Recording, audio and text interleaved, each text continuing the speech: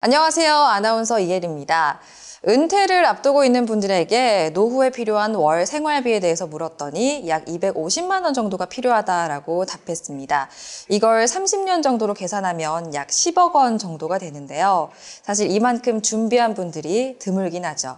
그래서 한국주택금융공사가 준비한 온라인 은퇴금융 토크 콘서트, 은퇴 후에 효율적인 재무 설계에 대해서 알아보도록 하겠습니다. FLP 컨설팅의 정재기 센터장님 모셨습니다. 안녕하십니까? 안녕하세요. 네, 요즘은 20, 30대 분들도 노후 준비를 미리 한다고 하시더라고요. 그만큼 또 삶의 질에 대해서 굉장히 중요하게 생각하는 분들이 늘었다라는 그런 방증 같은데요. 반면에 이제야 또 재무 설계를 시작하는 분들도 많습니다. 특히나 은퇴를 코앞에 앞둔 분들은 굉장히 마음이 급하실 것 같은데요. 이런 분들은 어떤 걸 먼저 준비하면 좋을까요? 먼저 해야 될 것은 현재의 재정 상태를 파악하는 겁니다. 현재 우리 집의 자산과 부채 현황은 어떤지 살펴봐야겠죠. 자산도 부동산과 금융자산으로 나누어서 정리하고 부채 상환은 과연 차질 없이 가능할지 따져보는 것부터 해야 되겠습니다. 현재 위치를 정확하게 파악을 해야 앞으로 갈 길을 제대로 잡을 수 있기 때문이죠. 일종의 자산 내비게이션을 켜셔야 합니다. 아, 그렇습니다. 근데 이렇게 현재 가지고 있는 재정 상태를 한번 확인을 해봤더니 지금 살고 있는 집 한 채와 또 어느 정도의 예금, 그리고 퇴직금, 연금 이 정도 갖고 계시더라고요. 이 정도면은 좀 노후를 안정적으로 보낼 수 있을까요? 사실 안정적 노후라는 게 대단히 주관적인 개념 아니겠습니까? 네. 현재 갖고 있는 재산을 그대로 두고 아무런 노력을 안 한다면 아무래도 노후는 대단히 불안해지겠죠.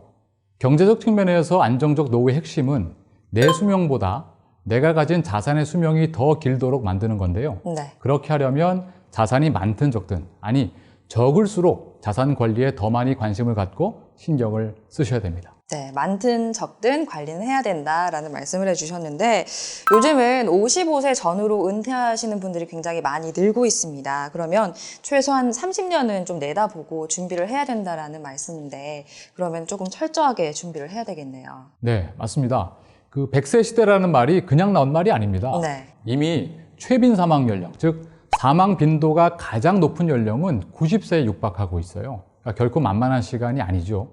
흔히 노후를 경제적인 부분만 생각하기 쉬운데 노후는 건강이나 관계, 활동 같은 다양한 요소들이 결합되어 있습니다. 하지만 재정적인 부분이 준비가 철저하게 되어 있지 않다면 나머지 영역들이 대단히 힘들어질 수가 있을 테니까요. 더욱 철저한 준비가 필요하다는 거죠.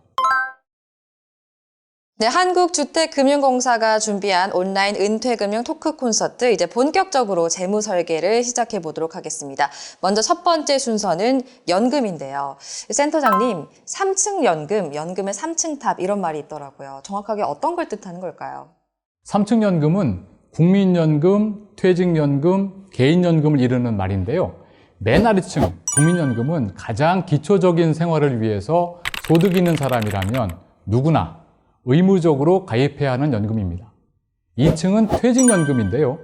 회사가 적립해준 퇴직금을 한 번에 받지 않고 연금 형태로 활용할 수 있도록 하는 겁니다. 퇴직금은 중간정산에서 사용하는 분들이 많다 보니까 정작 노후에 연금으로 활용하지 못한다는 한계가 있었는데요. 그래서 정부에서는 절세 혜택 등을 주면서 퇴직금보다는, 즉 목돈보다는 연금으로 나눠서 받는 퇴직연금으로 전환하도록 유도하고 있습니다. 마지막으로 3층인 개인연금은 연금보험이나 연금저축처럼 개인이 노후를 위해서 가입해둔 연금 자산을 말합니다. 연금보험은 일정한 조건을 갖추면 이자나 배당에 대해서 비과세를 적용해 주는데요. 대신 납입할 때는 세제 혜택이 없습니다. 그에 비해서 연금저축은 납입을 할 때 납입 원금의 13.2에서 16.5%를 세액공제를 해주고요. 대신 연금으로 수령할 때는 나이에 따라서 3.3에서 5.5%를 연금소득세로 내도록 되어 있습니다. 즉 당장의 절세 혜택은 연금저축이 좋겠고 네. 연금 수령할 때 세금 걱정하는 거 난 싫다 하시는 분들이라면 연금보험이 조금 더 적합하겠습니다. 네, 그렇군요. 이 3층 탑이라는 게 국민연금, 퇴직연금, 개인연금 이렇게 이루어져 있다는 거 꼭 기억을 해야 되겠습니다. 그런데 저도 약간 고민이 있는 게 국민연금 같은 경우에 언젠가는 또 재정적으로 고갈이 되지 않을까 싶어서 기피하는 분들도 있잖아요. 어떻게 생각하세요? 네, 국민연금을 두고 참 많은 분들이 한편으로는 기대를 하면서도 네. 또 한편으로는 걱정도 많으신 게 사실이죠. 그렇습니다. 최근에 국회의 예산정책처가 낸 보고서에 따르면 우리나라 국민연금의 재정은 2040년에 적자로 전환이 된다고 합니다. 네. 그리고 2054년에는 기금이 고갈될 것으로 예상이 되고 있는데요. 그렇지만 기금이 고갈된다고 그래서 바로 국민연금 수령이 중단되는 것은 아닙니다. 네. 왜냐하면 선진국 같은 경우는 국민연금을 이미 기금이 고갈되어 있습니다. 하지만 여전히 연금은 지급되고 있거든요. 현재 소득 활동을 하고 있는 세대가 납부하는 그 연금 보험료, 그것으로 은퇴자들한테 연금을 지급하고 있습니다. 물론 국민연금의 어떤 재정 건전성을 위해서 여러 가지 대책은 필요하겠습니다만 가입자 입장에서 너무 지나치게 염려할 필요는 없다고 생각을 하고요. 무엇보다 국민연금은 물가상승률을 반영해주는 유일한 종신형 연금입니다. 네. 이 점은 다른 퇴직연금이나 개인연금에서는 기대할 수 없는 매우 큰 장점이거든요. 그리고 사망 후에도 네. 배우자에게 유족연금으로까지 지급이 되니까 이 국민연금을 빼놓고 노후 설계를 한다는 것은 사실 불가능하죠. 그렇습니다. 그럼 조금 안심을 해도 되겠네요. 네, 그리고 또 국민연금 재테크라는 말도 있더라고요. 이렇게 연금을 좀 따로 활용하는 방안도 있을까요? 국민연금을 많이 받는 방법은 간단합니다. 가입 기간은 길게 하고 납입 금액을 높이시면 되는데요. 그 중에서도 이 가입 기간이 대단히 중요합니다. 최소한 10년 이상 납입을 해야 연금으로 수령할 수 있기 때문인데요. 특히 과거에 국민연금에 가입했었던 이력 있는 분이라면 추납제도를 활용을 해서 국민연금 수령액을 획기적으로 늘릴 수가 있습니다. 하지만 워낙 효과가 크다 보니까 추납할 수 있는 기간에 좀 제한을 둘 필요가 있지 않느냐, 이런 식의 관련법 개정 논의가 있을 정도입니다. 국민연금의 수령액을 높일 수 있는 또 하나의 방법은 연기연금제도인데 국민연금 수령을 나중으로 미루는 걸 말합니다. 예를 들어서 1960년생인 분은 만 62세가 되어야 국민연금을 받을 수가 있는데 이때 받게 될 연금이 만약 월 100만 원이라면 1년을 미뤘을 때 7.2%를 더 받을 수 있습니다. 이때 연기연금은 최대 5년까지 미룰 수 있어서 원래 받기로 되어 있는 연금에서 최대 36%를 더 받을 수 있는 거죠. 전액 연기할 수도 있고 일부만 연기할 수도 있으니까 본인의 노후생활비 계획에 따라서 활용하시면 좋겠습니다. 정반대로 원래 받을 수 있는 나이보다 앞당겨 받을 수 있는 조기 노령연금 제도도 있는데요. 역시 최대 5년까지 앞당길 수가 있습니다만 1년을 앞당길 때마다 6%씩 감액된다는 점은 유의하셔야 되겠습니다. 네, 그렇군요. 국민연금도 받는 시기에 따라서 얼마를 받는지가 이렇게 달라지는데, 근데 이렇게 들어보니까 국민연금에 퇴직연금, 그리고 개인연금까지 합하면 노후 생활비 정도는 마련이 될 수 있지 않을까, 이런 생각이 드는데, 이 가구당 최소한 200만 원은 있어야 되지 않을까요? 어떻습니까? 국민연금에 20년 이상 가입하신 분들의 월 평균 연금액은 93만 원 정도입니다. 여기에 퇴직금과 개인연금을 포함하시게 되면 경우에 따라선 200만 원 정도의 연금을 확보할 수가 있을 거로 보이는데요. 이처럼 3층 연금을 만들어 놓으시게 되면 노후에 필요한 생활비를 균형 있게 준비할 수 있다는 장점이 있고 각자 여건에 따라서 각각의 연금의 개시 시점을 조절해서 인플레이션과 노후 생활비 변동 등에 대해서 대비할 수도 있겠습니다. 네, 이렇게 들어보면 사실은 노후 준비가 크게 문제가 없을 것 같다 이렇게 들리기도 하는데 사실상 이런 연금 제도만으로는 노후를 준비하기가 좀 어려운 분들이 더 많잖아요. 이게 큰 문제 같은데 이런 경우에는 또 어떻게 하면 좋을까요? 앞서 말씀드린 것처럼 3층 연금만으로 충분한 노후 생활비 확보하기가 어려운 분들이 대부분입니다. 네. 이 경우엔 주택연금을 결합할 수가 있겠는데요.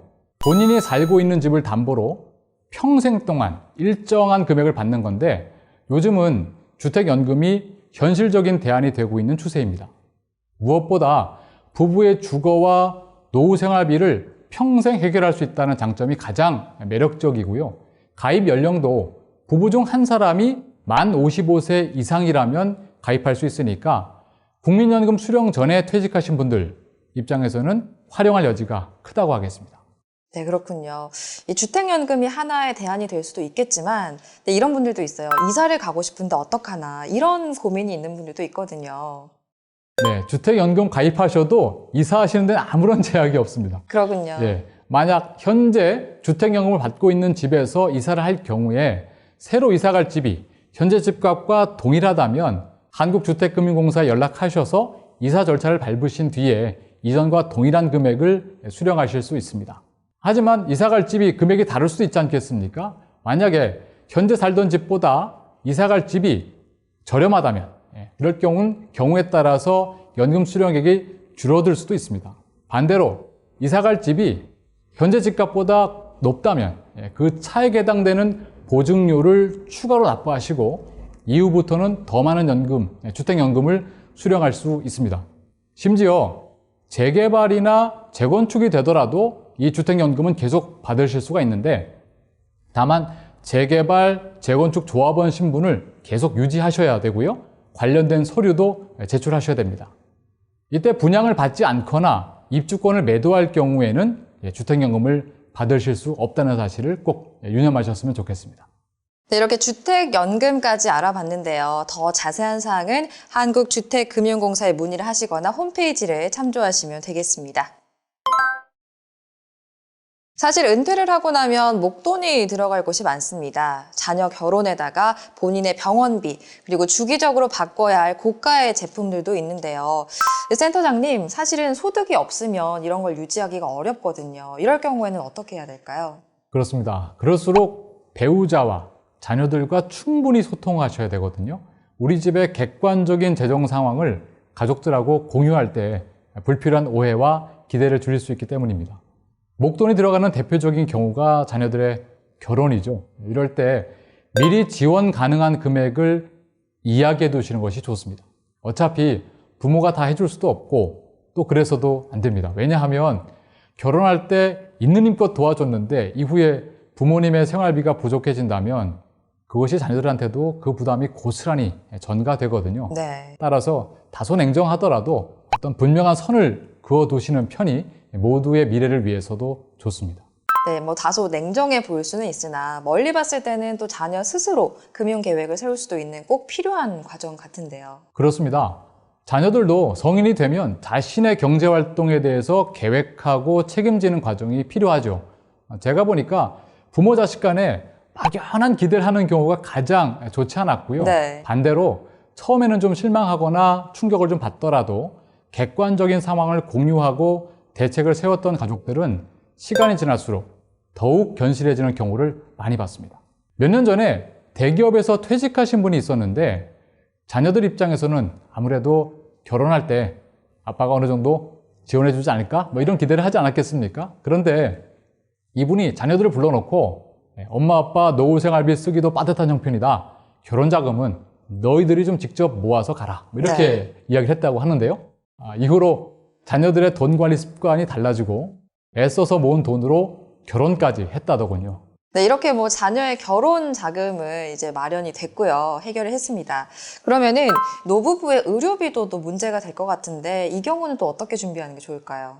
50대 이후에는 현재 갖고 있는 보험들을 좀 면밀하게 검토해서 계속 들고 갈 것과 그렇게 하지 말아야 될 것을 정리하셔야 됩니다. 특히 의료실비보험은 꼭 필요한 보험인데요. 문제는 연령이 높아질수록 갱신될 때마다 이 보험료의 상승폭이 어마어마하게 커진다는 거죠. 따라서 의료실비보험을 통해서 의료비를 충당하겠다라는 계획은 70세 전후까지만 보시고 그 이후에 써야 할 의료비는 별도의 의료비 통장을 만들어서 거기에 적립해 두시는 것이 어떤 방법이 되겠습니다. 물론 평소에 건강관리를 잘 하시는 게 제일 좋겠죠. 한국주택금융공사가 준비한 온라인 은퇴금융 토크 콘서트, 은퇴 후의 효율적인 자산관리 방법에 대해서 알아보고 있는데요. 이제 예금에 대해서 한번 알아보도록 할게요. 센터장님, 사실 예금이 가장 기본적인 방법이잖아요. 그런데 요즘에는 은행에 맡기자니 금리가 1%대도 안 되는 곳도 있고, 그리고 또 그냥 두자니 좀 아까운데요. 어떻게 하면 좋을까요? 네, 말씀하신 대로 예금 자체로는 수익성을 기대하기가 너무 어렵습니다. 지금과 같은 저금리가 계속되는 상황에서 예금의 역할은 딱 두 가지인 것 같아요. 단기적으로 써야 할 생활 비용도, 그리고 투자할 기회가 올 때까지 잠시 머물러 있는 곳, 이 두 가지 정도에 따라서 예금을 구분해서 관리하시는 게 좋겠습니다. 부동산 임대소득이나 주식 투자에도 관심이 많으신데 기대 수익률 자체는 은행 이자보다 높습니다만 최근에는 세금이라든지 각종 규제가 복잡해지고 있어서 더욱 신경을 좀 쓰셔야 되겠고요. 최종적인 수익은 이 모든 비용과 세금을 빼고 난 다음에 얼마를 남겼느냐 하는 것이니까요. 물론 투자를 해서 수익이 나면 사실은 좋겠지만 보장도 없고 좀 불안하긴 하거든요. 은퇴 후에는 또 전보다는 안정적으로 유지를 해야 되지 않을까요? 맞습니다. 은퇴 후에 투자에서 큰 손실을 입게 되면 회복하기가 대단히 어렵죠. 따라서 안정적인 투자가 필요합니다. 부동산 투자의 경우에는 안정적인 임대소득이나 시세 차익이 목적이 될 텐데 상권이 변한다든지 공실로 인해서 필요할 때 매도하지 못할 수도 있다는 게 사실 가장 큰 위험 요소가 됩니다. 금융투자도 개별 종목이라든지 선물 옵션 같은 데 투자하시는 것은 좀 주의하시는 게 좋겠고요. 특히 보유하고 있는 금융자산이 적을수록 고수익의 유혹에 빠지기 쉬운데 그럴수록 안정적인 투자를 좀 하셔야 되겠습니다. 고수익을 약속하는 유사 수신 행위 같은 피해를 입는 사례가 종종 등장하고 있습니다. 주의를 꼭 하셔야 되겠는데 예를 들면 새로 개발된 가상화폐라고 말하면서 연간 수십 %의 수익을 약속하고 거기에 원금은 보장된다면서 투자금을 유치하는 게 대표적입니다. 네, 좋은 말씀 많이 해주셨는데요. 이제 전문가에게 투자의 꿀팁을 듣는 시간 마련을 했습니다. 센터장님, 이론적인 거 말고요. 주식을 한다면, 펀드를 한다면 이렇게 해야 된다. 그런 꿀팁이 있을 텐데 저도 궁금하거든요. 어떤 게 있을까요? 세 가지를 말씀드리고 싶습니다. 첫째, 정보에 너무 민감하게 반응하지 마십시오. 내가 알게 되면 대한민국의 모든 투자자가 알고 있다고 생각하시는 게 좋습니다. 네. 특별한 정보를 얻었다고 그래서 거기에 따라서 투자하시는 건 정말 위험하죠. 둘째, 시장 전체에 투자하십시오. 주식에 투자한다고 할 때 어떤 특정 종목에 투자하는 것이 아니라 우리나라 코스피 시장 전체 또는 미국 주식시장 전체에 투자하는 거죠. 이것을 위해서는 인덱스 펀드라든지 ETF를 활용하시게 되면 적은 금액으로 다양한 분산 투자를 하는 효과를 거둘 수 있습니다. 세 번째, 현금을 늘 보유하십시오. 대출 일으켜서 투자한다거나 갖고 있는 자금 전부를 투자하시는 분들은 시장이 좀 흔들리거나 금리가 오르게 되면 버티기가 힘들어집니다. 거기에 심리적으로도 강한 스트레스를 받게 되고 결국 현명한 투자를 할 수 없게 되고 기회가 왔을 때 잡을 수도 없게 됩니다. 자금이 없으니까요. 네, 정말 꿀팁입니다. 이렇게 전문가의 의견 들어봤고요. 그리고 또 최종 선택은 여러분의 몫이니까요. 한번 신중하게 생각해 보시면 좋겠습니다. 네, 센터장님, 그렇지만 또 가장 좋은 투자는 뭐니 해도 어떤 일을 하면서 제2의 인생을 사는 게 아닐까 싶은데요. 그렇습니다. 은퇴하지 않는 게 최고의 은퇴 전략이라는 말이 있습니다. 현직에 있을 때만큼의 소득 활동을 하기는 어렵지만 노후 생활에 필요한 연금이나 자산이 어느 정도 확보가 된다면 그 다음에는 선택지가 매우 넓어지게 되죠. 반드시 월급이 필요한 상황이 아니기 때문에 시간이라든지 소득 면에서 여유가 생기게 됩니다. 그동안 쌓아올린 경험이라든지 취미를 바탕으로 해서 제2의 직업, 제2의 인생에 도전하시는 시니어들이 많아지고 있는 것은 아주 긍정적인 모습이라고 할 수 있겠습니다. 평소에 오페라를 좋아하시던 전직 은행원은 명예퇴직 이후에 오페라 해설가로 활동하고 있습니다. 본인이 좋아하는 오페라를 테마로 해서 한 1년 정도 꾸준히 블로그에 컨텐츠를 올리면서 내공을 쭉 쌓았더니 운동화 신고 오페라 산책 이런 책도 쓰시고 네. 지자체에서 활발하게 강연 활동을 하고 계십니다. 즉 기존의 틀과 직업을 깨면 새로운 기회는 계속 나타날 겁니다. 이만하면 은퇴 후에 자산 관리 어느 정도 됐다 싶은데요. 센터장님께서 핵심만 한번 다시 짚어주실까요? 네, 은퇴자의 재무 설계와 자산 관리는 첫째, 현재 자산 현황에 대한 파악이 중요합니다. 둘째, 자녀의 결혼, 노후 의료비 같은 목돈 지출은 따로 떼어서 관리하셔야 되고요. 셋째, 경제 상황에 크게 흔들리지 않으면서 인플레이션을 이기는 투자를 하기 위해 분산 투자를 하시기 바랍니다. 그리고 하나 꼭 염두에 두십시오. 경제 상황은요, 계속 변합니다. 세계적인 석학들도 예측하지 못하는 일들이 계속 생기죠. 코로나19가 이렇게 세상을 뒤집어 놓을지 누가 알았겠습니까? 따라서 예측하기보다는 현명한 대응이 매우 중요하다. 따라서 경제 상황에 대한 이해를 높일 수 있도록 경제 관련 기사들을 꾸준히 보시는 것을 추천드립니다. 네, 경제 관련 기사를 꾸준히 보는 것. 이거야말로 알짜 정보네요. 센터장님 고맙습니다. 고맙습니다. 네, 한국주택금융공사가 준비한 온라인 은퇴금융 토크 콘서트. 오늘은 정재기 FLP 센터장님 모시고 한번 들어봤는데요. 은퇴 후의 효율적인 재무 관리 도움이 되셨나요? 다음 이 시간에는요, 은퇴 후의 다양한 자산 관리, 그중에서도 부동산 관리에 대해서 알아보도록 하겠습니다. 시청해주신 여러분 고맙습니다.